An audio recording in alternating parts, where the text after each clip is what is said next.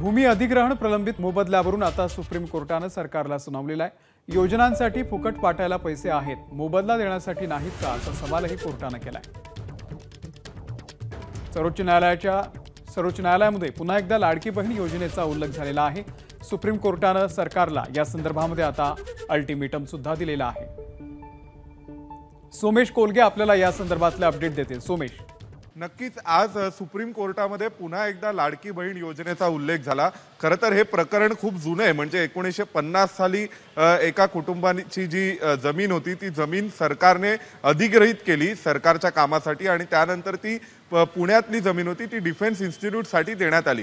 त्या बदल्यामध्ये त्यांना मोबदला दिला गेला नव्हता। ते मोबदल्यासाठी कोर्टात गेले। कोर्टात गेल्यानंतर कोर्टाने म्हटलं की यांना मोबदला दिला पाहिजे, पण त्यावेळी राज्य सरकारने अशी माहिती दिली की आम्ही या सगळ्यांना मोबदल्याऐवजी दुसरी जमीन दिलेली आहे। जी दुसरी जमीन राज्य सरकारच्या वतीने या संबंधित याचिकाकर्त्यांना देण्यात आली होती, ते नंतर असं लक्षात आलं की ती जमीन फॉरेस्ट लँड म्हणून नोटिफाय झालेली आहे।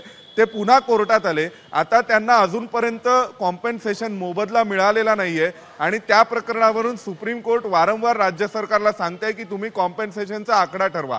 आज सुप्रीम कोर्टाने सांगितलं की जर तुम्ही रिझनेबल आकडा ठरवला नाहीत तर आम्ही थेट डिमॉलिशनचे आदेश देऊ। जे काही तुम्ही अधिग्रहित केलेल्या जागेवर बांधलेले त्याचं तोडकाम करण्याचे आदेश देऊ आणि तुमची लाडली बहीण, तुमचा लाडला भाऊ आम्ही सगळ्यांना निर्देश देऊ शकतो। त्यामुळे राज्य सरकारांच्या वकिलांना सुप्रीम कोर्टाचे न्यायमूर्तींनी सांगितलंय की तुम्ही चीफ सेक्रेटरींना सांगा की ते त्यांच्या चीफशी बोलतील आणि एक आकडा ठरवतील आणि तुम्ही आकडा आम्हाला सांगा। आता दुपारी 2 वाजता पुन्हा या प्रकरणावर सुनावणी ठेवली आहे। न्यायमूर्ती BR गवई आणि न्यायमूर्ती विश्वनाथन यांच्या न्यायद्वयी समोर याविषयी सुनावणी सुरू आहे। तुमचे लाडले भाऊ आणि तुमची लाडली बहीण सगळ्यांना आम्ही निर्देश देऊ शकतो, अशा शब्दात सुप्रीम कोर्टाने राज्य सरकारला झापले। निश्चित अपडेट तुमच्याकडून घेत राहू। तुर्तास धन्यवाद सोमेश या माहितीबद्दल।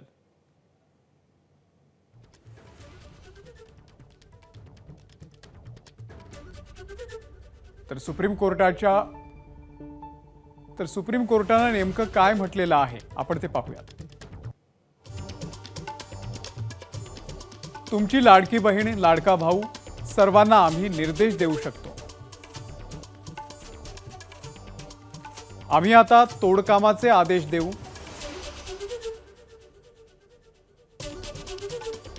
तुमच्या मुख्य सचिवाला त्यांच्या प्रमुखांशी बोलायला सांगा। वाजवी आकडा ठरवा।